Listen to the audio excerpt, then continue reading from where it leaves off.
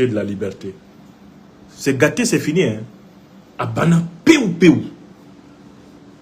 Makabo Mambela, Afrique en tohla.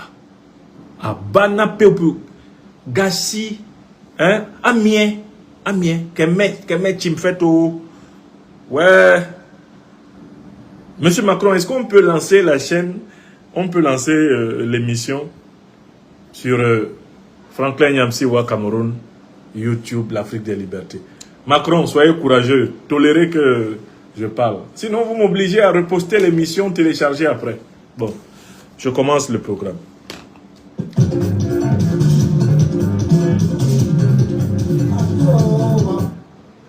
Africains, Emmanuel Macron, le chef de la junte néocolonialiste française, vient de commettre l'une des journées les plus tristes de l'histoire de la France.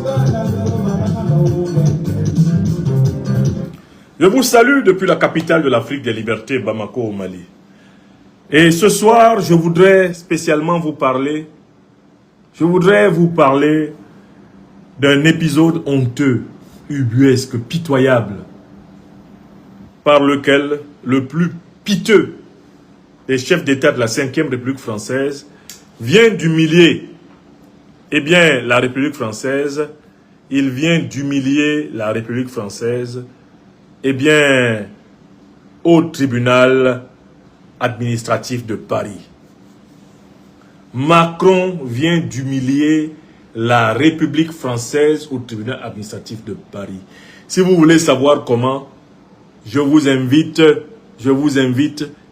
à écrire Good Live et à partager massivement cette émission. Vous êtes maintenant sur l'Université Libre d'Afrique des Libertés. Vous êtes sur Afrique des Libertés Talk sur TikTok et vous êtes sur Franklin Nyamsi Facebook. Vous devez partager maximalement cette émission parce que désormais, dès que je me connecte, Emmanuel Macron et sa bande de criminels cyber assaillants, ennemis de la liberté africaine, sont chargés d'attaquer mes machines, d'attaquer mes ordinateurs, d'attaquer mes téléphones, d'attaquer mon réseau social pour que je ne parle pas. Vous savez pourquoi? On va commencer par là. C'est très simple. Emmanuel Macron considère que je suis le capitaine de l'Afrique des libertés. Car je suis l'enseignant de l'émancipation africaine. Moi, je ne fais pas des vidéos de 5 minutes, 3 minutes, 4 minutes.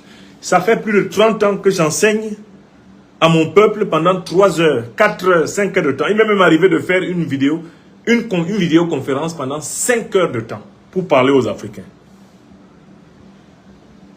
Emmanuel Macron, le chef de la junte néocolonialiste française, a réuni à l'Élysée son cabinet spécial. Il a dit, qui amène les Africains dans la profondeur du mal que nous leur avons fait?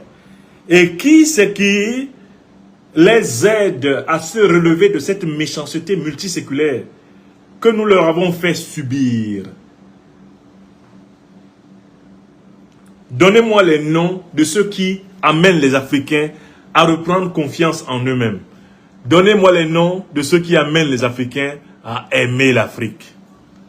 Donnez-moi les noms de ceux qui enseignent aux Africains comment on délie les liens du colonialisme, du racisme, de l'ethnocentrisme, du néocolonialisme et de l'impérialisme.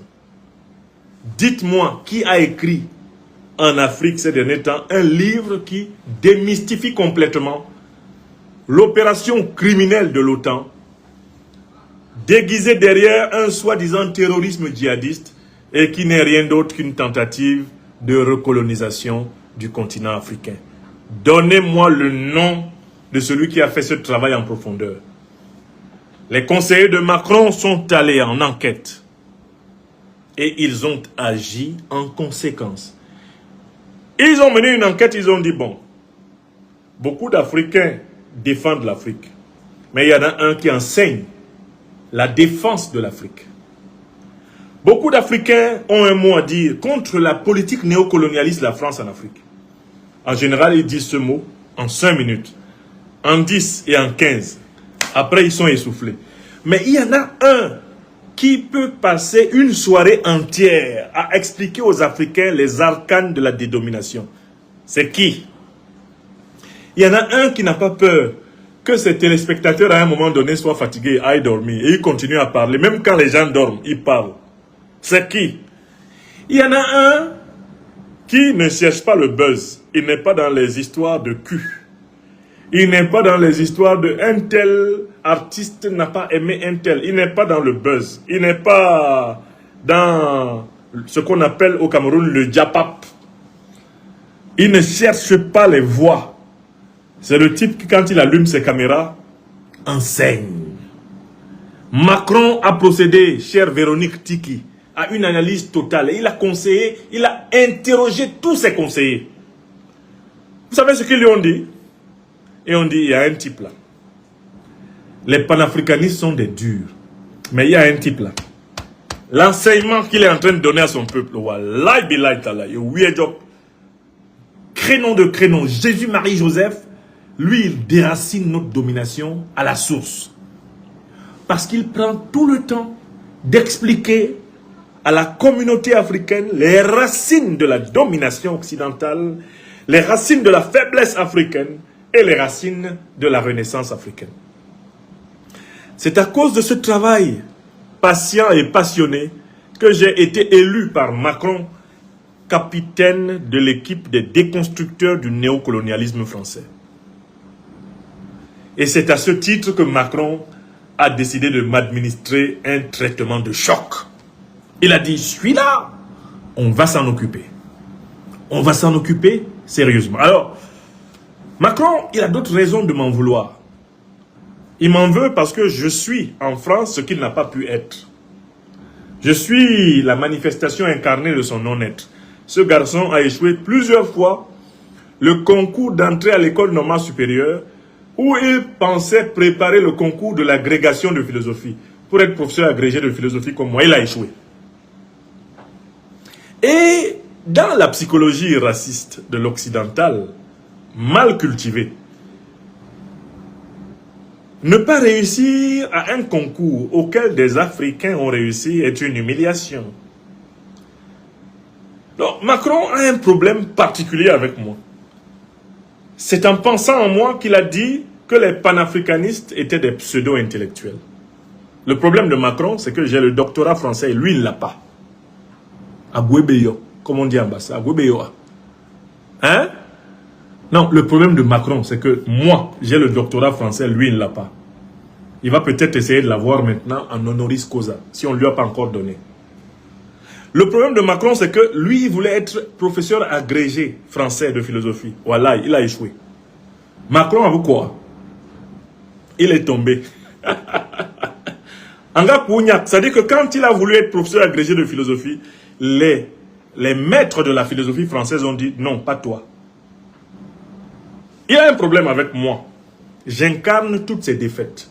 Il a un problème, c'est que ici en Afrique, et je vous parle depuis notre terre bénie du Mali, mon pays, le Mali, au cœur de l'Afrique. Intellectuellement, nous avons battu Macron. Avec Nathalie Yamb, avec Kémy Seba, avec tous les panafricanistes sur tous les continents, les Dacier de Bindouté, les Ibrahima Maïga. Voilà, et on a chicoté Macron. Il avait réuni une petite secte à Montpellier. Je pense que c'était en 2021. Et c'est Claudicia qui joue maintenant au grand panafricaniste. Voilà encore un autre type qui vient en mission pour nous emmerder. Après, c'est pour venir s'attaquer à la Russie sous couvert de... J'ai rompu avec RFI et France 24. Claudie, tu es mon ami, tu es mon frère. Il faut arrêter ça. Il faut arrêter de pêcher en eau trouble. Bon, je ferme la page. Macron a organisé une messe à Montpellier en octobre 2021. Il a rassemblé à l'occasion de cette messe tous les Africains intellectuels qui étaient supposés soutenir le néocolonialisme français en Afrique, à la tête desquels mon grand frère, bien aimé pourtant, pour l'œuvre qu'il a accomplie, avant de perdre son cerveau derrière une histoire de 30 millions de dollars. Achi Mbembe, l'un des plus grands historiens que l'université camerounaise ait produit. Macron les a rassemblés à Montpellier. Vous saviez quelle est la mission qu'il leur a donnée? Aller battre les panafricanistes sur le terrain. Aller battre les panafricanistes sur le terrain de l'argumentation, montrer que la France est le meilleur compagnon possible de l'Afrique en ce 21e siècle. Oui, c'est la mission que Macron a donnée. C'est cette mission que Macron a donnée au groupe de bélans, d'individus moutonniers qu'il a rassemblés en octobre 2021 à Montpellier, en leur disant « La France est en chute libre. Les Africains n'écoutent plus RFI, France 24, TV5. Les Africains n'écoutent plus Europe 1. Ils n'écoutent même plus Africa numéro 1, dès lors qu'ils ont su qu'elle était contrôlée par Paris. Les Africains n'écoutent plus la Deutsche Welle, la voix de l'Allemagne. Les Africains n'écoutent même plus BBC. Les Africains n'écoutent plus la voix de l'Amérique, Voice of America. Quand les Africains se lèvent le matin, ils disent, est-ce que le serviteur des pains spirituels de la liberté a parlé? Est-ce que Nathalie Yamba a parlé? Est-ce que Kémy Seba a parlé? Est-ce que les panafricanistes ont parlé? Est-ce que Ibrahim Maïga a parlé? Quand les Africains se lèvent le matin, voilà, et c'est ça la question qui se pose. Moi, je reçois des milliers de messages. Quand je me tais pendant 3 jours, les Africains de tous les pays, de tous les continents m'écrivent en disant, maître, est-ce que vous vous portez bien? Je leur dis, mais vous n'avez pas écouté France 24? Et ils disent, non, il ne faut pas nous parler de ça. On dit, professeur, tu veux m'énerver le matin là ou quoi? Moi, je n'écoute plus France 24. Ma télé est éteinte du matin au soir. Si c'est seulement France 24, je ne fais rien avec ça. RFI, non, non, non. Si, quand je vais sur RFI, il y a un Africain qui m'a dit, quand je vais sur RFI, je fais ça pour élever ma tension. C'est-à-dire, quand je mesure ma tension, et ma tension est très basse, je me connecte sur RFI, et ma tension monte. Quand ma tension arrive vers 12, parce qu'on dit que c'est la meilleure tension, c'est la tension la plus acceptable, là, je coupe RFI, et puis je stabilise ma tension.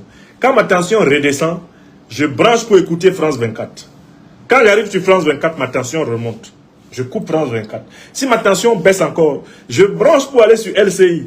Si ma tension retombe, quand je vais sur LCI, ma tension remonte. Quand ça remonte, je coupe LCI. Si maintenant, ma tension baisse encore, je branche pour aller sur la voie de l'Amérique. Ma tension remonte. Quand ma tension remonte, ça va. Si, à un moment donné, ma tension baisse, je change. Je m'en vais écouter Lis Jeune Afrique. Si je lis Jeune Afrique, ma tension monte. Oui, ma tension monte.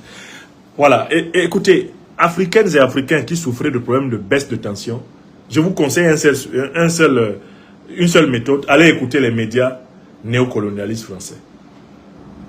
Lisez Jeune Afrique, lisez Le Monde, lisez France 24, lisez TF1, écoutez TF1, écoutez la Deutsche Welle, votre tension va remonter rapidement. Après, vous coupez. Parce que si vous continuez, vous allez monter à 16, à 17, à 20. Et vous allez péter un câble. Le problème de M. Macron, je vous l'explique tranquillement ce soir. Le problème de M. Macron, c'est que nous l'avons intellectuellement battu.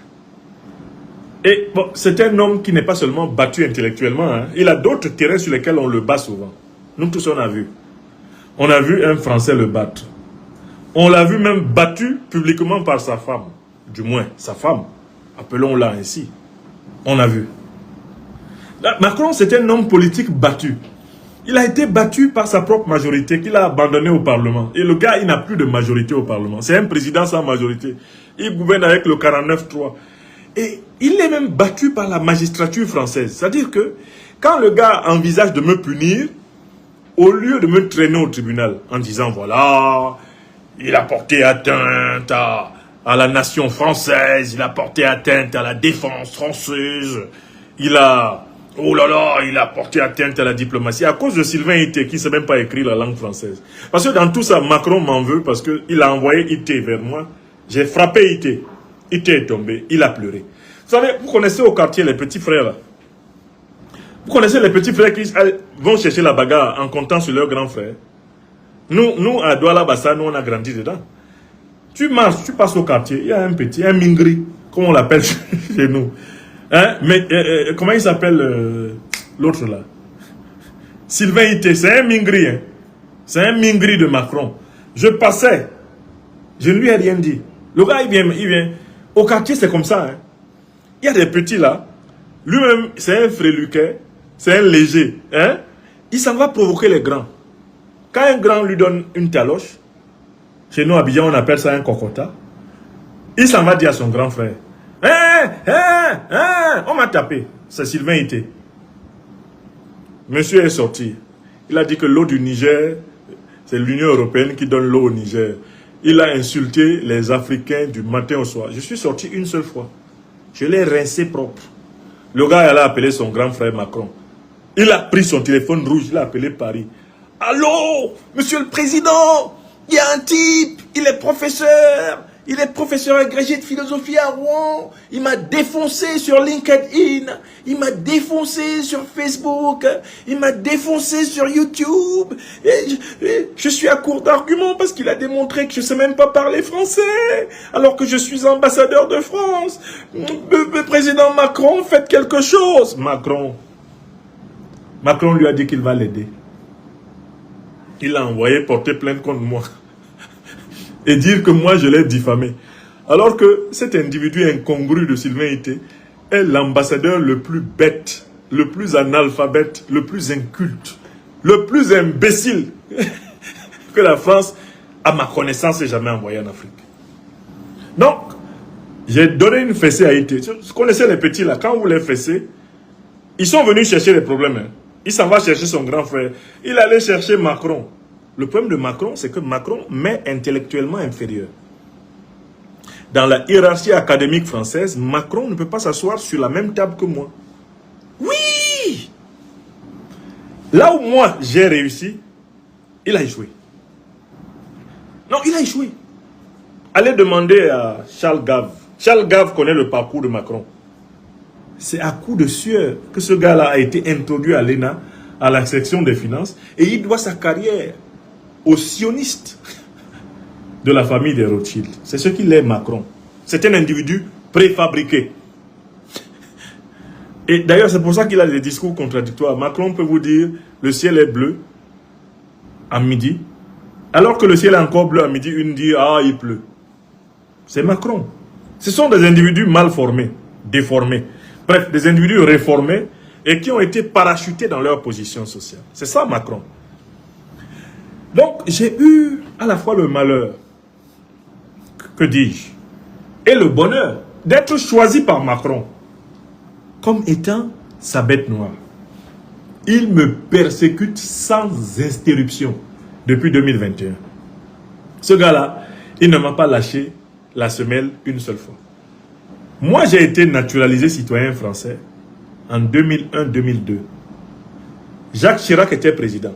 J'écrivais les mêmes choses que j'écris actuellement, sans une virgule qui manque. Je demandais le départ total des troupes françaises du sol africain. Le démantèlement de la monnaie criminelle du franc CFA. Je demandais la fin de l'ingérence de la France. Parce que moi, là, on m'accuse d'ingérence contre la France. Je suis encore citoyen français. Macron m'accuse d'ingérence contre la France. Alors que je suis citoyen français. C'est du jamais vu. Hein? Tu t'es ingéré des affaires de ton pays. C'est Macron. Vous voyez, le gars, il ne pouvait pas passer le concours de philo. Hein? Parce que c'est un individu qui a la contradiction facile, le non-sens facile, le contresens facile. Il souffre de l'incapacité de saisir les paralogismes de la raison pure. C'est trop compliqué pour lui. Hein? Comment tu peux accuser un citoyen français d'ingérence dans les affaires françaises? Ça fout là. C'est un peu comme si tu accusais un père de famille de s'être assis sur son propre canapé. On peut faire ça. Eh, Macron. Quel pitoyable individu à la tête de la France aujourd'hui. Pauvre France. Douce France. On a envie de reprendre les chansons de Charles Trenet. Douce France, ô toi pays de mon enfance, quel malheur d'avoir eu Macron. Douce France, ô toi pays de Voltaire, quel malheur d'avoir eu Macron. Douce France, ô toi pays de Jean-Paul Sartre, Quel malheur d'avoir eu Macron. Macron Macron, c'est un macro. C'est un serviteur du deep state américain. C'est un petit esclave de l'impérialisme financier, l'impérialisme militaire, l'impérialisme industriel américain. Il doit sa carrière au Rothschild. C'est un banquier de chez Rothschild qui est venu intimider François Hollande, obliger François Hollande à renoncer, à être candidat pour un deuxième mandat, alors que François Hollande, alias Flamby, finalement aurait pu être un meilleur président français, même pour son deuxième mandat, que Macron. Parce que Macron, c'est plus bas que terre. C'est la serpillière. C'est le chef d'État le plus méprisé de l'histoire de France. Giflé par ses compatriotes. Giflé par... bon, on va l'appeler comme ça. Sa femme a été giflée par elle. Hein? Méprisé par Donald Trump, qui s'est moqué de son œil poché, de ses lunettes, qui a dit que c'était une marionnette. Macron recevant des soufflets d'Erdogan. Erdogan lui a mis une clé 14 à la main. Une clé 14. Recep Tayyip Erdogan, le chef de l'État de la République de Turquie. Il a mis une clé 14 à Macron. Trump lui a mis un Corinto, comme on dit chez nous à Douala. On a vu ça. On a vu Macron humilié. Et puis se retrouvant dans un train avec deux Gugus, Starmer et Mers, un train en direction de Kiev, dans lequel le seul événement positif était la petite cuillère à poudre sur la table. Oui! Voilà l'individu, voilà le type incongru que la France a à son sommet. Mais est-ce que les Françaises et les Français se rendent compte qu'ils sont dans un cauchemar? Ah! Comme on dit chez nous à Abidjan, on peut faire ça? Un président ouïa-ouïa comme ça. Mais il est pire même que Ouattara. Je pense qu'Alassane Draman Ouattara, le satrape reptilien venu de Sendou pour trouver la paix des Ivoiriens, certains soirs rit de Macron. Oui! Avec sa chipie, la Jézabel d'Abidjan. Oui, chou, vous la connaissez? Il rit de Macron. En fait, finalement, dans le système France-africain, Macron est le chef d'État le plus bête. C'est la première fois qu'un dirigeant français est le chef d'État le plus bête de la France-Afrique. Dans les années 60, 70, 80, 90, même au début des années 2000, le chef d'État le plus bête de la France-Afrique était souvent un chef d'État africain. Dans les années 60, on avait des gars comme Bokassa, qui a été bien joué au théâtre par notre frère, bien-aimé Dieudonné Mbalambala, hein, Bokassa, empereur, et qui disait que la reine d'Angleterre est sa maman. Bon, enfin quand même, il ne faut pas exagérer. Bokassa qui a pleuré, il a pleuré De Gaulle, plus que les enfants de De Gaulle. Même les enfants de De Gaulle, dans l'espoir d'hériter un peu quand même de l'argent du géant, se disaient, bon, il est mort, il est bien mort. Il y a une belle chanson française de Brassens que j'adore. Je vous dirai ce que j'adore en France. Par exemple, la chanson française, elle est pleine de sagesse. Il est toujours joli, le temps passé. Une fois qu'ils ont cassé leur pipe, on pardonne à tous ceux qui nous ont offensés. Les morts sont tous des braves types. Ça, c'est une très belle chanson de Georges Brassens. C'est en écoutant les chansons de Georges Brassens que j'ai appris à parler le français de France. Puisque je parlais le français du Cameroun, après le français de Côte d'Ivoire. Ensuite, quand il fallait parler le français de France, je me suis souvenu que un de mes meilleurs amis, aujourd'hui décédé, Charles Auguste Ndim Collier, au lycée de Yabassi, m'avait fait découvrir l'un des plus grands chansonniers français. Ce chansonnier français, c'est Georges Brassens, celui qui m'a appris à parler le français de France. Je sais parler le français de France. Je sais parler le français de Bamako, le français d'Abidjan, le français de Douala, le français de partout où je suis passé. Je peux parler le français du Sénégal. Waouh. Je peux parler ça sans difficulté. Waouh. Mais celui qui m'a appris le français de France, c'est Georges Brassens. Et il a une autre chanson à laquelle je pense quand je vois Macron. Le temps ne fait rien à l'affaire. Quand on est con, on est con. Qu'on ait 20 ans ou qu'on soit grand-père, quand on est con, on est con. Entre nos trêves de grands commentaires, qu'on caduque ou qu'on débutant, petit con de la dernière averse, vieux con des neiges d'antan. Petit con de la dernière averse, vieux con des neiges d'antan. Ah oui. Non, Macron, je ne sais pas par quel bout prendre cet individu. Cet individu qui sort complètement de tous les cadres d'une description phénoménologique normale. Donc, Macron a décidé de régler des comptes avec votre serviteur parce que votre serviteur est l'enseignant de l'émancipation africaine. C'est ça. Et j'avais dit ça depuis longtemps, les gens n'ont pas écouté. Moi, mon objectif, c'est de servir les pains spirituels de la liberté des Africains. Les pains spirituels. C'est-à-dire que quand quelqu'un écoute ma conférence, il mange le pain de la souveraineté. Il mange le pain de la liberté. Il mange le pain de la prospérité. Il mange le pain de la dignité des Africains. En fait, il faut que vous sachiez que la bouche là, ça mange, mais l'esprit aussi mange. L'homme ne vit pas que de ce qui entre dans sa bouche. Il vit aussi de ce qui nourrit son esprit. Moi, je nourris l'esprit. Il leur a fallu du temps pour se rendre compte que j'étais un acteur de l'alimentation spirituelle de l'Afrique. Quelles sont mes armes?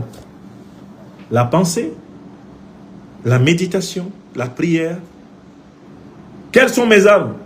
L'écriture, la plume. Et elle, je la tiens depuis mes 3 ans. J'ai commencé l'école à 3 ans, en suivant ma grande sœur Dora Nyamsi, à l'école privée laïque de Kondi-Bassa. Comme ma mère allait au marché de Bomiléré, et que je pleurais que ma sœur aînée Dora soit allée à l'école, et que moi je sois attaché au dos de ma mère, devant l'école privée laïque de Kondi-Bassa, à PK8, qui était dirigée par M. Samuel Sameset, alias SSS. Ma mère me fit descendre. Elle posa la question à mon maître, mon premier maître, M. François Nyabo, qui a fait par la suite carrière dans la police du Cameroun. Elle lui dit, maître, acceptes-tu de prendre cet enfant le temps que je fasse des courses au marché de Bomléré? Attention, Bomléré en bas, ça veut dire le marché où les rumeurs circulent. Ah oui. Je reviendrai de là, je passerai devant l'école, je reprendrai cet enfant qui n'a que 3 ans et je l'amènerai à la maison. Le maître me fit entrer dans la classe et me fit asseoir sur la table.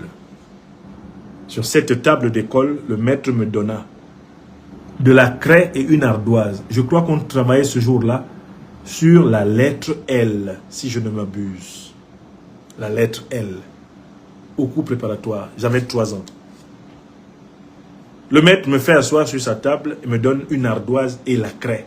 Il trace la lettre L au tableau. Et il me dit, vas-y, trace la lettre L. Je traçais la plus belle lettre L de ma vie. Et le maître, selon la tradition d'alors, s'emparant de la chicote, chicota suffisamment tout ce qui, âgé de 7 ans et plus dans la classe, n'avait pas tracé correctement L. Alors qu'un enfant de 3 ans savait le faire. C'était pas une bonne méthode. Mais enfin, je dis toujours à tout le monde que j'ai commencé mes études assis sur la table du maître. Oui, j'ai passé l'année de CP avec M. François Nyabo. Il me faisait asseoir sur sa table et il enseignait la classe où il y avait ma soeur aînée, ma cousine aînée, Ngobas Munto Suzanne. Elle est vivante au Cameroun. Et il fut même un temps où on me donna la chicote pour frapper les bavards. Oui! Donc Macron, il ne sait pas d'où je viens. Il ne sait pas. Il ne sait pas que au Cameroun, c'est nous les maîtres. En Côte d'Ivoire, où je suis passé, c'est nous les maîtres. En France, où je suis passé à Poitiers, c'est nous les maîtres. Et je suis parti le 1er septembre 2025 de l'enseignement public français avec la reconnaissance de tous mes collègues. D'abord, tous les syndicats français, même les syndicats de droite, m'ont protégé contre Macron quand il voulait me radier d'autorité de l'éducation nationale et de l'enseignement supérieur. Tous les collègues, je dis même le Front National, à l'intérieur de l'éducation nationale et l'enseignement supérieur m'a défendu. Motif, excellent professeur. La seule chose qui m'a sauvé, ce ne sont pas mes collègues de l'éducation nationale française ou de l'enseignement supérieur qui m'ont chassé de l'enseignement en France. Ils m'ont défendu bec et ongle jusqu'à la dernière minute. Je voudrais rendre hommage à tous les grands syndicats français de l'éducation. Aucun n'a voté contre moi. Aucun. Lors de tous les conseils de discipline que Macron m'a imposés. Aucun n'a voté contre moi. C'est-à-dire qu'il y avait des syndicats, vous voyez très bien qu'ils avaient téléphoné à Marine Le Pen dans la matinée. Mais ils votaient pour qu'on ne me punisse pas. Au motif que, de l'avis de tout le monde, je suis un excellent professeur. Oui, mais je ne suis pas un excellent professeur parce que la France l'a pensé. Au Cameroun, c'est ce qu'on pense. Mes élèves et étudiants, mes élèves camerounais et étudiants, j'ai eu quelques étudiants au Cameroun en 2006, disent que je suis un bon professeur. Vous venez en Côte d'Ivoire, même mes élèves et étudiants qui sont au RHDP, avec Alassane Dramane Ouattara, le satrape reptilien venu de Sendou pour troubler la paix des Ivoiriens, et ayant renié notre belle terre burkinabé de Sendou, dans l'espoir de troubler toute l'Afrique avant d'être bientôt dégagé.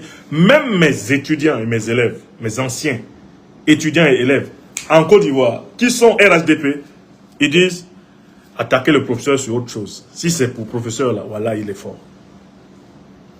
Je suis allé en France. D'abord, j'ai battu tous les blancs de l'Académie de Poitiers, les noirs, et les rouges, et les jaunes, pour passer le concours en 2003. Macron, lui, plus tard, il allait échouer tout le temps. Bon. Je voulais commencer par ça, c'est-à-dire qu'il faut que vous sachiez que moi, quand je regarde le président français, je n'ai aucune admiration. Je ne l'admire pas intellectuellement. Je ne l'admire pas moralement, parce que c'est un président immoral. Vous êtes d'accord avec moi, non? Il est immoral. Il traîne tellement de frasques. Hein? Il est immoral parce qu'il n'est pas normal. Au sens de nous, Africains, il n'est pas normal. Ce n'est pas un président normal. On est d'accord avec ça? Ok. Troisième raison. Mais le monsieur, il n'est même pas capable de sauver les apparences. Les présidents français avant lui, même François Hollande, avant François Hollande, Sarkozy, même Sarkozy qui était pourtant un impoli individu, un barbare, et d'ailleurs il a payé, il est en train de payer pour ça. Sarkozy savait encore protéger les formes. Ne parlons pas de François Mitterrand, qui était d'une élégance incroyable, alors que c'était une véritable crapule, qui avait même été avec les nazis. Hein? Ne prenons pas Valéry Giscard d'Estaing, le gars qui a arraché la femme de l'empereur Bokassa. Une parfaite ordure, mais qui savait se tenir. Hein? On remonte à Pompidou, le gars qui a accumulé l'argent public français pour se constituer une fortune qui a effrayé De Gaulle? Non. Pompidou avait de l'allure. Agrégé de lettres. Moi, je suis agrégé de philosophie. Il savait présenter quand même les choses sous un beau jour. C'était quand même le camarade de classe de Léopold Sédar Senghor. Une autre crapule néocolonisée, mais qui avait quand même une dimension intellectuelle incontestable. Quant à Charles de Gaulle, c'est la plus belle contradiction que la France ait eue à sa tête. Il aimait abondamment la France. Il était détaché de l'argent, mais il autorisait les crapules à faire le sale boulot autour de lui. Hein? C'est comme ça qu'il a autorisé Foccart à ensanglanter l'Afrique. Enfin, quand même. Macron, c'est le président de la grossièreté incarnée. C'est le président qui a tout raté. Il n'a rien du De Gaulle. Il n'a rien de Pompidou. Il n'a rien de Giscard. Il n'a rien de Mitterrand. Il n'a rien du tout alors, mais vraiment rien du tout. Eh bien, de Chirac, il n'a rien de Sarkozy. Macron est un ersatz. C'est un individu perdu. Une chose scandaleuse qui est arrivée à la tête de la France. C'est compliqué, hein? Bon, ok. Je voulais commencer par vous dire pourquoi il ne m'aime pas. Je suis exactement ce qu'il aurait voulu être, mais il ne peut pas. Père de famille, il ne peut pas. Oui. Philosophe reconnu. Il a commencé une carrière avec Ricoeur, il a échoué. Il ne peut pas. Agrégé de philosophie, voilà, il ne peut pas. Vous savez, on est agrégé de philosophie à vie. Hein. Même si tu as été agrégé de philosophie une seule journée dans la tradition française, jusqu'à ton enterrement, on t'appelle agrégé de philosophie. Parce que c'est le plus grand concours de philosophie de la France. Macron, il ne pourra pas. Ça l'a battu. Maintenant, comme chef d'État français, il est le plus méprisé des chefs d'État français en France. C'est-à-dire que s'il faut être président de la République française comme Macron, ce n'est pas la peine. Même cadeau, je ne prends pas. Il est aussi le chef d'État français le plus méprisé en Amérique. Qu'on fait Trump. Regardez comment Donald Trump le traite. C'est à peine si Trump ne va pas le gifler la prochaine fois qu'il va le voir. Quant à la Russie, référez-vous à la table que Vladimir Poutine a installée entre Macron et lui. Il a dit, ce garçon-là, finalement, je ne veux pas être en contact avec lui. C'est un pestiféré. En Chine, il ne représente rien. Maintenant, au Moyen-Orient, l'individu prend le porte-avions, le dernier porte-avions français. Et il dit qu'il l'envoie en Méditerranée. S'il est assez fou, qu'il l'envoie au détroit d'Ormuz, il va confirmer le code. Méditerranée, c'est loin. Il va faire le petit coq gaulois à Chypre. Qu'il envoie le porte-avions à la porte du détroit d'Ormuz. C'est là qu'il va vérifier le traitement que les Iraniens ont réservé au plus grand porte-avions américain, le Lincoln. On dit que c'est un proverbe ivoirien. Hein. Dieu connaît bagage qui est lourd. Ah! Donc Macron, écoutez, c'est le gars qui vient à la bagarre en disant arrêtez-moi, sinon je vais le frapper. Il a des amis. Hein. C'est le gars qui vient toujours à la bagarre avec 3 ou 4 personnes. Nous, on connaît ça à Bassa, hein, chez nous à Douala. Les gars qui ne veulent pas bagarrer viennent toujours en groupe. Il dit que non, quelqu'un l'a défié dans le quartier, que lui va régler ça. Il a déjà prévenu ses amis. Hein, c'est-à-dire que quand je vais avancer sur le gars, arrêtez-moi et puis vous arrêtez le gars. Et permettez-moi de menacer le gars, mais ne laissez pas que la bagarre commence. Oui! C'est un tête. Macron, c'est ça. Oh, j'envoie mon porte-avions dans la Méditerranée. La Méditerranée, ça a quoi à voir avec l'Iran? L'Iran vous regarde seulement. Si tu es garçon, Macron, disent les Iraniens, qui ont corrigé les Américains ces 8 derniers jours, avec une délectation terrestre absolue. C'est-à-dire que sur la Terre actuellement, chaque correction que les Iraniens donnent aux impérialistes yankees, safroulaï, c'est plus doux que les coqs. C'est plus doux que le méchoui de mon ami Abba à la dibiterie de Bamako. C'est plus doux que le foutou que ma femme me prépare. C'est pas possible. Ça veut dire que chaque fois que les impérialistes israélo-américains sont corrigés au Moyen-Orient, la terre entière exulte. J'ai même vu le ciel chanter.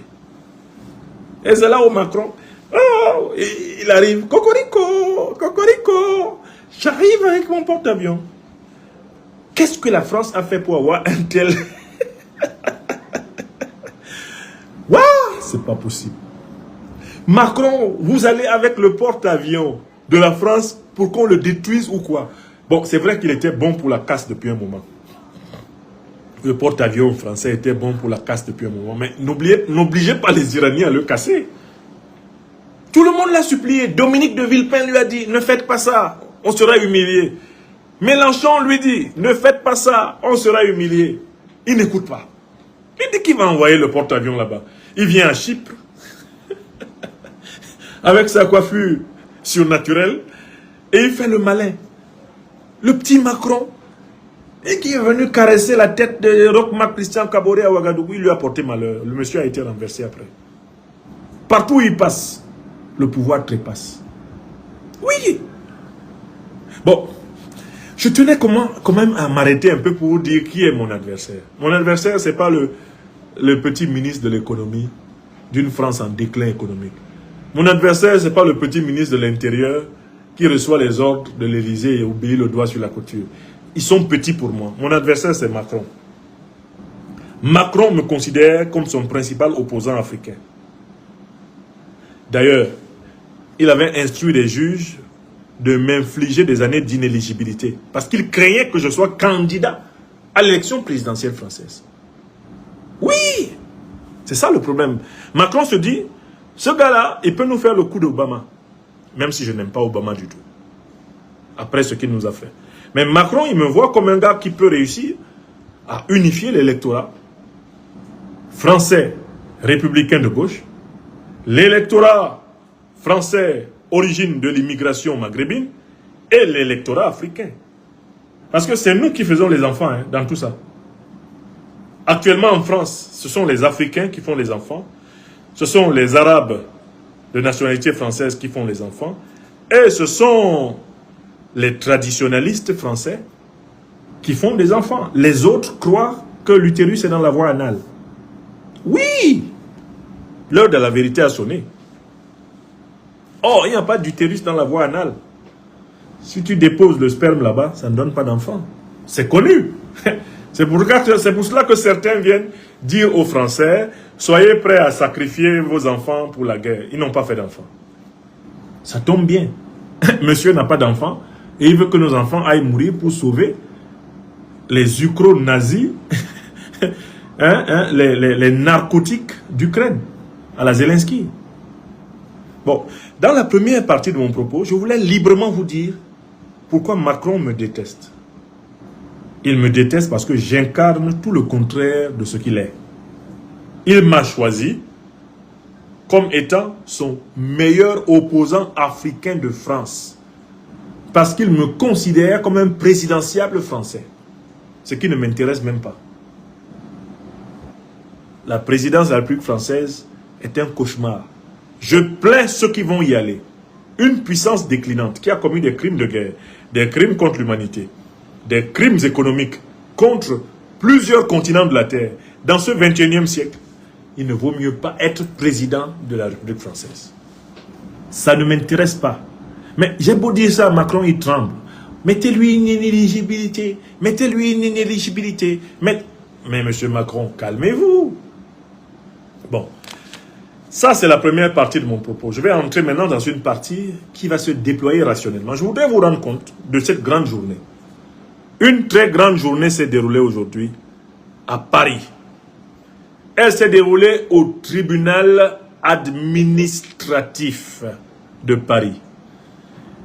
J'y étais représenté par les membres avocats du collectif de l'Institut de l'Afrique des Libertés, un collectif des avocats dirigé par l'excellent avocat national, international, mondial, Maître Ndjifutawo Woshawo Aboubekr.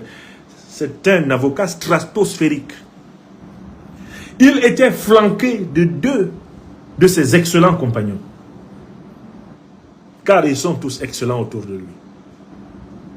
Maître Sylvain Senda, fils du Congo. Garçon pile, comme on dit. Défenseur de la cause de l'égalité humaine. Maître Diakité du Mali.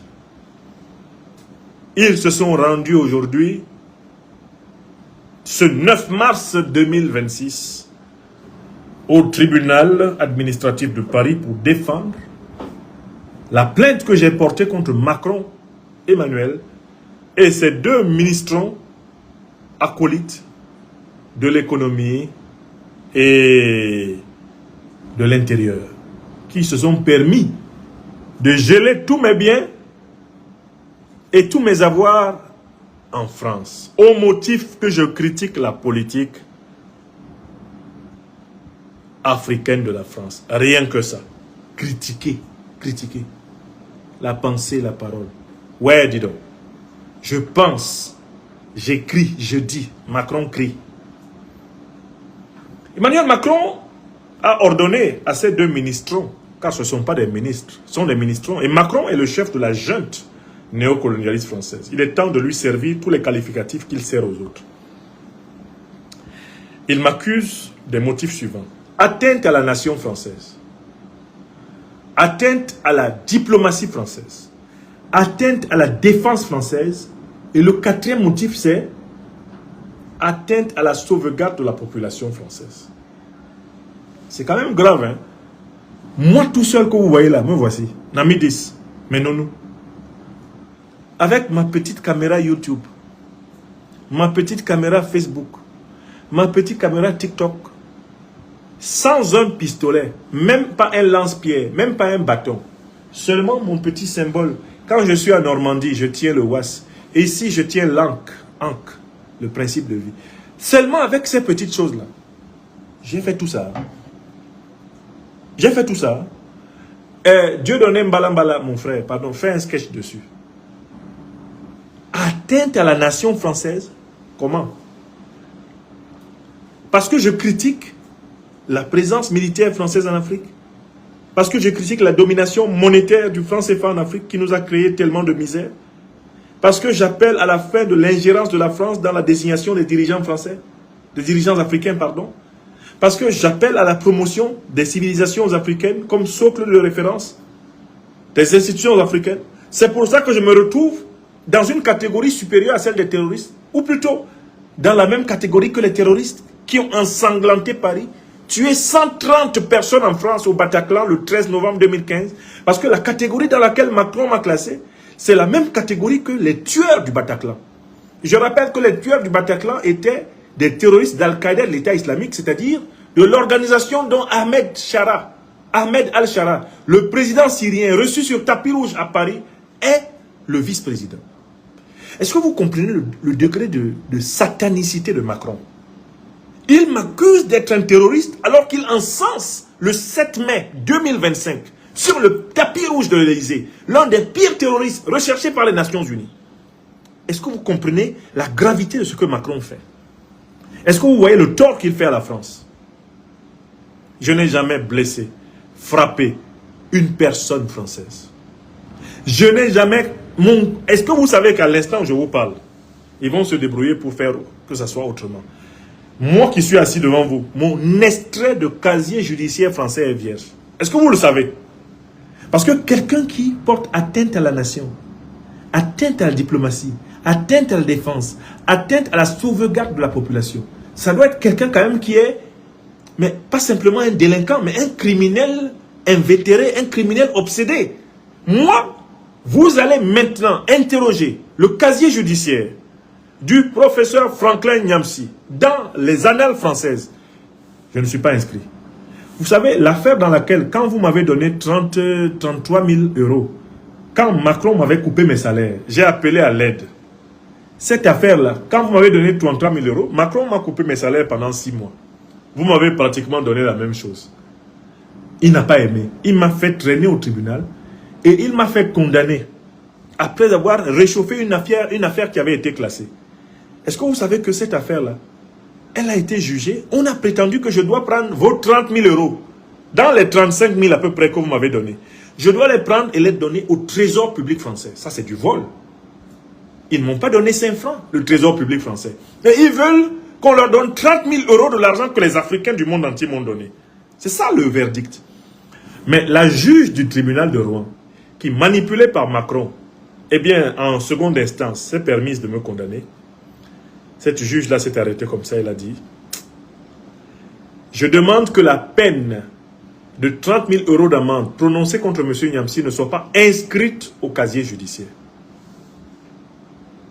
Maître Ndjifouta Ouoshawa Boubek, Maître Corinne Jeanne Eléa Tangan, Maître Taboula Mbeko, Maître Diakité, Maître Sylvain Senda, Maître Geoffroy Balonga, Maître Daniel Babin. Vous, mes avocats, nous nous sommes assis et nous nous sommes demandé pourquoi cette juge n'a pas voulu que la condamnation à rembourser 30 000 euros des dons que vous avez reçus soit inscrite dans votre casier judiciaire. La réponse est évidente.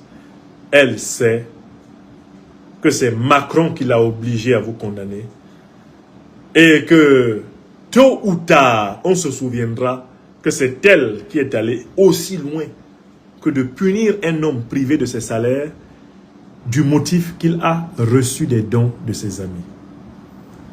La juge, je ne sais pas comment elle est passée pour dire qu'on ne doit pas mettre la condamnation à rembourser 30 000 euros à la France qui ne m'a rien donné dans cet argent. Elle a dit, n'écrivez pas ça dans le casier. Et précisément parce qu'elle l'a dit, j'ai dit à mes avocats, on arrête, on ne va pas au Conseil d'État. Parce que le verdict de cette juge est un renseignement et une victoire. Ne mettez pas au casier judiciaire cette condamnation parce que moi-même, la juge de Rouen, qui a signé cette condamnation sous l'injonction de Macron, j'ai honte. J'ai honte et j'ai mal au cœur d'être utilisé contre un Africain de France qui a simplement exercé sa liberté d'expression. Je vous parle ce soir, le cœur ouvert. Macron a pris la justice en otage et lui a demandé par tous les moyens de me punir. Les pauvres magistrats du tribunal administratif qui ont ouvert le procès aujourd'hui étaient sous une pression énorme. Vous voulez avoir la preuve? Vous êtes avec le docteur des preuves. C'est le président du tribunal administratif de Paris en personne qui est venu juger l'affaire de Niamsi. Pour vous dire que Macron me prend comme son homologue. C'est-à-dire que lui, Macron, il se considère comme le patron du néocolonialisme, sur le plan théorique au moins, idéologique. Et moi, il me considère comme le patron du panafricanisme, sur le plan idéologique. C'est-à-dire qu'il a réussi à tout faire pour que ce soit le président du tribunal administratif de Paris qui vienne juger mon affaire. Le tribunal administratif a des dizaines, que dis-je, peut-être même des centaines de juges. Il y a des milliers d'affaires qui sont examinées chaque année. Il a fallu que le plus haut responsable du tribunal administratif de Paris soit sommé d'aller juger mon affaire. C'est le premier indice de la manipulation politique de l'affaire. Quand on envoie le plus haut responsable d'un tribunal administratif juger une affaire, c'est bien souvent parce que c'est une affaire délicate et que l'exécutif est en danger. Macron a un problème. Perdre devant un tribunal à Paris, ça va être la bronca. Ça va être le sababou, ça va être le sassaillé. Il sait que les réseaux sociaux africains, s'ils attrapent une seule décision de justice prise en France contre lui, wallahi billahi talahi, Macron il va passer au moins 3 mois de misère médiatique. Donc, maintenant je commence à vous rendre compte de ce qui s'est dit là-bas, puisque j'ai discuté avec mes avocats. Le procès étant public, vous en rendre compte n'est d'aucune façon enfreindre à la procédure. L'audience du 9 mars 2026, à laquelle j'étais représenté par mes avocats, Maître Ndjifutawo Woshawa Aboubekr, président du collectif des avocats de l'Institut de l'Afrique de Liberté, alias le mantra du droit. Maître Sylvain Senda, guerrier de l'émancipation congolaise. Maître Diakité, guerrier de l'émancipation malienne. Parmi la dizaine des avocats de mon collectif, ce sont eux qui ont été commis à cette affaire. Et ils ont immédiatement constaté une ambiance délétère. Ce n'est pas l'ambiance. Le procès qui s'est tenu ce 9 mars 2026 à Paris n'a rien à voir avec tous les procès qui se sont tenus depuis 5 ans, m'opposant systématiquement à la bande à l'autocrate Macron. L'affaire était jugée par le président du tribunal administratif en personne. C'est un peu comme si le plus grand des coachs d'une équipe vient assister cette équipe pour un petit match avec un club de quartier. Ça veut dire que le club n'est pas un club de quartier.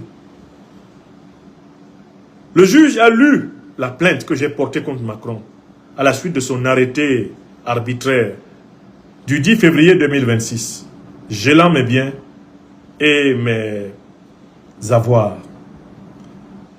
Le juge a donné lecture de la réplique délivrée par mes avocats, représentés notamment par le ténor, Maître Ndjifutawo Woshawa Aboubekr, alias le mantra du droit.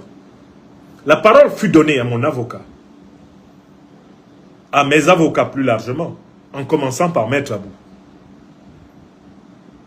Maître Abou fit observer d'abord que un certain nombre de détails liés à mon parcours citoyen n'étaient pas maîtrisés par l'accusation ministérielle française. Il souligna ces détails qui étaient faux factuellement et il montra comment juridiquement ces détails n'auraient pas dû figurer dans une telle plainte. Or, selon la logique juridique et jurisprudentielle, c'est-à-dire la tradition juridique française, quand on sanctionne quelqu'un d'une manière aussi grave que moi, en le privant de ses biens, de sa liberté de propriété, il faut que les considérants qui ont été mobilisés pour mettre en place cette sanction soient irréprochables d'un point de vue factuel. Or, factuellement, Maître Ndjifutao Woshawo Aboubekr soulignait ainsi, d'une manière absolument élégante, des mensonges rédigés par le ministère de l'Intérieur et le ministère de l'Économie et des Finances de la République française contre moi. Ça correspondait à rien de réel. Maître Ndjifutao remettait, pour ainsi dire, l'église au centre du village. Ensuite, il enchaînait magistralement sur la question de l'atteinte à la nation française, à la diplomatie, à la défense française, en posant la question suivante. On accuse mon client, Franklin Nyamsi Ouattara, d'être francophobe, c'est-à-dire d'être opposé à sa propre épouse qui est née française, avec des origines à l'île de la Réunion, à ses enfants qui sont nés français par leur mère, en raison des origines réunionnaises partielles de leur mère. Vous pensez vraiment que quelqu'un peut être anti-français en étant époux de françaises de naissance et d'enfants français de naissance? Le professeur Franklin Nyamsi est connu depuis très longtemps comme un critique, un critique du néocolonialisme et du colonialisme français. Ça n'a rien à voir avec la France comme une totalité. La France comme une totalité, elle a des raisons pour lesquelles elle peut être aimée et des raisons pour lesquelles elle peut être critiquée ou détestée. Ah mais le professeur Nyamsi, comme tous ceux qui ont connu la France, qui connaissent la France, qui sont même parfois, c'est son cas, devenus français, aime bien le bon fromage français, le bon vin français, la bonne chanson française. Moi, je suis un spécialiste de la chanson française. Je la joue merveilleusement à la guitare. La littérature française qu'il a enseignée, la philosophie française dont il est un maître. Le professeur Nyamsi n'est pas un anti-français, il est un anticolonialiste. Et cette différence devrait quand même se glisser dans le cerveau étroit de Macron et de sa bande de ministrons corrompus qui accusent mon client. Je tiens à vous prévenir que Maître Ndjifutao Woshawo Aboubekr a failli par 4 fois être expulsé ce 9 mars du tribunal administratif de Paris à cause de la dose de vérité crue qu'il a administrée aux honorables maîtres de séance. Oui, chaque fois qu'il a mordu au jarret du néocolonialisme français, le juge, qui se trouve être le président de tout le tribunal administratif, spécialement venu juger l'affaire de Nyamsi Ouattara Africa, le juge a voulu expulser mon avocat principal, au motif que celui-ci était mordant, pugnace, marchant dans la grande tradition de Jacques Vergès, des grands avocats des prétoires français. Oui, Ndjifutao Woshawo Aboubekr n'est pas tombé d'une pluie avant-hier.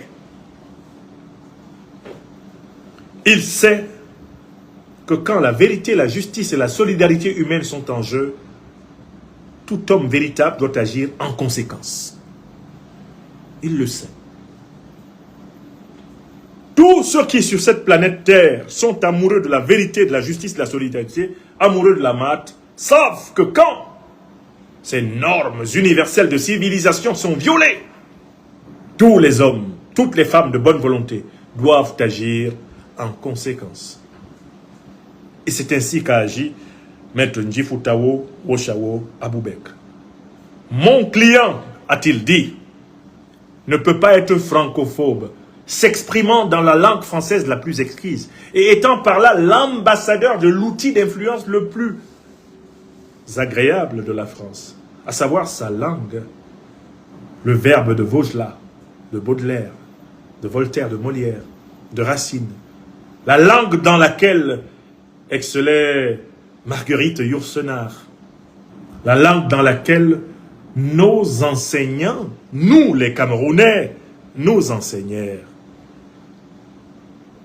Nyamsi n'est pas anti-français, il n'est pas anti-blanc. Nyamsi ne détestait pas quelqu'un à cause de la couleur de sa peau. Il est le frère de tous les hommes, de toutes les femmes de bonne volonté. Sur la terre, vous ne pouvez pas flétrir le nom de cet homme en le classant dans le domaine du racisme, en le mettant dans la catégorie des vengeurs de la race. Lui qui est un connaisseur de la grande poésie de Césaire. Ne faites point de moi cet homme de race pour qui je n'ai que haine. Car ce que je veux, c'est pour la soif universelle, c'est pour la faim universelle, disait Césaire. Alors pourtant qu'il était conscient, depuis son fameux texte sur le discours du colonialisme, que le racisme occidental et blanc était allé très loin dans le mépris de l'homme noir. Nous n'avons pas été convertis au racisme. Ni mes avocats de l'Institut de l'Afrique des Libertés, Maître Senda Sylvain, Maître Diakité, Maître Eléa Tangan Corinne, Maître Daniel Babin, Maître Taboula Mbeko, Maître Geoffroy Balonga, tout ce collectif animé par Maître Djefutawo Woshawa Boubekre ne compte pas un seul raciste. Nous ne voulons même pas être des défenseurs du suprémacisme noir. Nous ne voulons pas de la domination de l'Afrique sur le monde. On en accure. Nous voulons l'Afrique aux Africains. Ensuite, on a conduit mes avocats dans une nouvelle accusation. Franklin Nyamsi, agent de la Russie. Oh, Tovarich, Nyamsiovich, Nyamsivaric. Et maître Djifutao Oshawa Boubekre répondait à nos adversaires. Regardez la bibliographie du professeur Franklin Nyamsi. De 1992, eh bien, jusqu'à nos jours, Nyamsi a écrit une ribambelle d'œuvres dans lesquelles il dénonçait, comme il le fait aujourd'hui, le néocolonialisme français. Faut-il qu'on vous rappelle ces œuvres? Peut-être que ça serait intéressant. Regardons un peu. Je vais essayer de retrouver le document dans lequel, eh bien, les œuvres de votre serviteur ont été rappelées. 1990, travaux vacanciers, recueil de nouvelles à Douala. 1993, l'Osiris Choukambele, ou la dernière grève de la faim, théâtre à Douala. 1993, symptomatologie de la cécité tribaliste, Douala 1993. 1993, autrui dans la philosophie de Sartre à l'université de Yaoundé. 1996, l'intersubjectivité et la possibilité de la science chez Husserl. C'était à Abidjan, à l'Université nationale de Côte d'Ivoire. Nouvelles de Douala, recueil des nouvelles des années 90-94 chez Publish Room, en France 2021. En 2012, Dire adieu pour demain, oraison pour une humanité révoltée, poésie, publié aux éditions Balafon à Abidjan. J'y dénonce le despotisme nègre et le néocolonialisme français. 2001, à Poitiers, La souffrance nègre, publié aux éditions du Cap. Je salue ici Dominique Monotouka, qui était président à l'époque, avant moi, du comité d'action panafricaine. Il connaît cette publication. 2002, La vocation éthique de la philosophie chez Husserl, essai, publié à Poitiers. 2002 encore, La notion de médiation chez Dworkin, essai, publié à Poitiers. 1997, pièce de théâtre, Les voleurs de valeurs, publié à Abidjan. Je la retrouve ici. Je demande à celui qui est devenu entre-temps l'un de mes contempteurs, le docteur Alexis Diet, de se souvenir que cette pièce fut lue dans sa maison à la Riviera pour la première fois. Et elle dénonçait le néocolonialisme français, le sionisme et l'impérialisme occidental. 2012, ouvrage publié aux éditions Balafon à Abidjan pour un anticolonialisme critique et contre l'anticolonialisme dogmatique. J'appelais l'Afrique à combattre le despotisme, pas seulement le colonialisme. 2010, de la possibilité d'une Pax Sexualis Africana. J'appelais l'Afrique à affirmer ses valeurs traditionnelles sans entrer dans la violence sexuelle. Je peux continuer? J'ai écrit tellement de livres. Je cite quand même le livre de 2014. En 2014, j'ai écrit Critique de la tragédie camerounaise. Il y a 3 chapitres qui sont consacrés dans ce livre à la critique de la politique africaine de la France. Et j'y défends en 2014. On est en 2026. Donc ça fait 12 ans. Je défendais déjà la théorie des 4 causes. Retrait total des troupes néocolonialistes et criminelles françaises du sol africain. Abolition de la monnaie criminelle du franc CFA. Fin de l'ingérence française dans la désignation des dirigeants africains. On connaît les 100 coups d'État français du XXe siècle. Et libération du génie civilisationnel africain, l'Afrique étant la première civilisation humaine. On retrouve cela dans mon livre de 2014.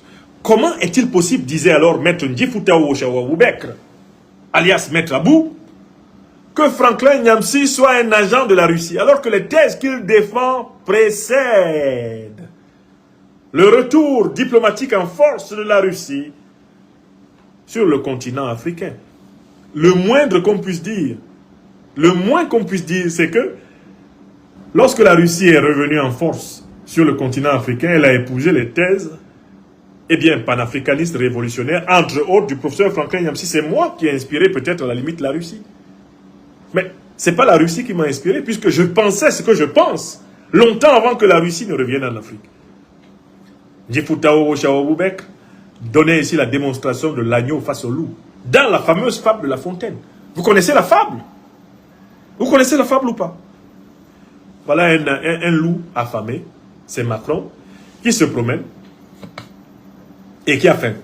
Il croise un agneau, il dit: hey, toi là, tu viens de troubler mon breuvage. Tu as bu dans le fleuve et tu m'as fait boire tes crachats. L'agneau lui dit: vraiment, patron loup, il y a un petit problème. Moi, je bois en bas, en aval. Toi, tu bois en haut, en amont. Donc, c'est moi qui bois tes crachats. C'est pas toi qui bois mes crachats. Pardon, Sabari, Yachi. L'agneau dit, le loup dit: bon, tu m'as échappé. Mais, on va continuer. J'ai l'impression que toi, le petit agneau là, tu as médit de moi l'an passé. On est en 2026, non? En 2025, tu as médit de moi. L'agneau dit: ça tombe mal, hein? Je suis né le 1er janvier 2026. Au nom de Dieu. Je suis né cette année. Donc, s'il y a un agneau qui a médit de toi l'année passée, voilà, c'est pas moi. Le loup dit: tu m'as échappé encore. Le loup passe à un troisième argument. Il dit: si ce n'est toi, c'est ton frère. L'agneau dit: monsieur du loup, il y a un petit problème. Je suis le fils unique de ma mère. Wallah, et je tête encore ma mère. Oui, Job. Ma mère n'a pas eu 2 enfants. Elle était vierge avant ma naissance. Avant que je sois conçu, ma mère était vierge. Troisième objection du loup, balayée par l'agneau. L'agneau était fatigué. Il n'a pas pu prouver que le loup le loup était fatigué. Il n'a pas pu prouver que l'agneau a troublé son breuvage. Il n'a pas pu prouver que l'agneau a médit de lui l'an passé. Il n'a pas pu prouver que les frères de l'agneau ne l'aiment pas. Safroula. Vous savez ce qu'il a sorti à la dernière minute? Il dit: bon, de toute façon, vous ne m'aimez point. Vous, vos chiens et vos bergers. Donc il a fait une accusation tellement vague que forcément c'est vrai. Depuis quand les chiens aiment les loups qui viennent voler les moutons de leur patron? Depuis quand les bergers sont contents que les loups viennent leur voler leurs moutons? Voilà comment le loup prend le mouton et l'amène dans un taillis, puis le dévore sans autre forme de procès. Voilà le comportement de Macron. Il veut me dévorer sans autre forme de procès. Parce qu'il n'a aucune preuve contre moi. Maître Abou et Maître Diakité et Maître Senda ont demandé les preuves que Franklin Nyamsi agit sous les instructions de la Russie. Que Franklin Nyamsi est financé par la Russie pour critiquer la France. Parce que pour dire que je suis un agent russe, il suffit de prouver que la Russie m'a donné les moyens de critiquer la France un seul jour. Est-ce que vous savez que les représentants du ministère de l'économie et des finances et du ministère de l'Intérieur, bref, les représentants de Macron, se sont présentés aujourd'hui au tribunal sans la moindre preuve que la Russie est derrière moi? Ils se sont contentés des coupures de presse. Il a reproduit des déclarations russes. Ouais. Donc, écoutez, quand dans la presse internationale, la Russie publie quelque chose, si on reproduit, ça veut dire que on est un agent de la Russie. Mais ça, dans ce cas-là, me dis donc, les prisons françaises sont vides. Dans ce cas, les prisons françaises sont vides. Il y a tellement d'agents. Toute personne qui a reproduit une information produite par la Russie est un agent russe. C'est du jamais vu. Maître Ndjifouta Ouachawa Boubek leur a demandé, mais écoutez, vous êtes sérieux? Sputnik publie quelque chose, quelqu'un reproduit, ça prouve qu'il est un agent russe. RT publie quelque chose, quelqu'un reproduit, ça prouve qu'il est un agent russe. Mais Franklin Yamsi reproduit aussi des publications de Jeune Afrique, des publications de TV5, des publications de France 24, des publications du Monde. Donc il est un agent français aussi. Vous êtes malade? Est-ce que ça va? Vous voyez, ce sont ceux-là qui représentaient Macron.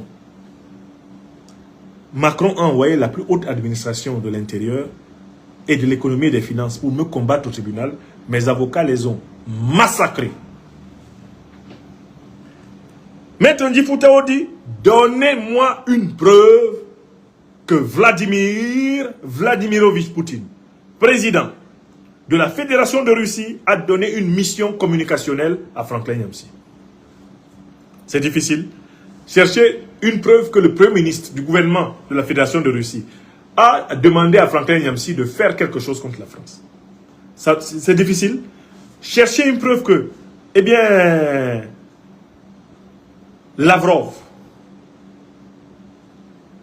ministre des Affaires étrangères de la Fédération de Russie, a demandé à Franklin Yamsi de faire quelque chose contre la France.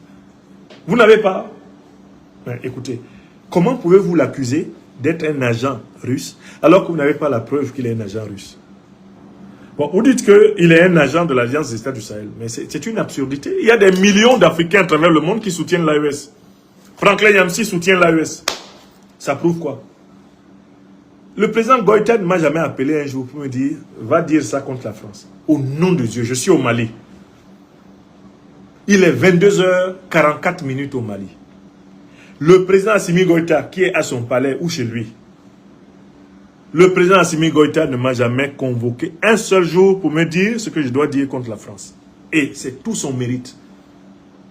Il sait que je suis un Africain et que j'exprime avec mes tripes et mon cerveau ce que je sais et ce que je pense. Et je suis l'un des Africains connus pour sa liberté de ton critique. Il y a des gens qui ont voulu me mettre en difficulté avec le président Assimi Goïta au Mali. Parce qu'en 2021, quand c'était le colonel Bandao qui était le président de la transition, j'ai critiqué le colonel d'alors, Assimi Goïta, et son patron Bandao, qui était un esclave de Ouattara Draman et du néocolonialisme français. Et il y en a qui m'ont voulu pour ça et qui essaient toujours de sortir les vidéos dans lesquelles j'avertis que le néocolonialisme français et ses serviteurs africains comme Ouattara Draman sont des ennemis de l'Afrique. Ce que les gens ne savent pas, c'est que c'est à cause de cette critique que le président Assimi Goïta m'a considéré comme un frère.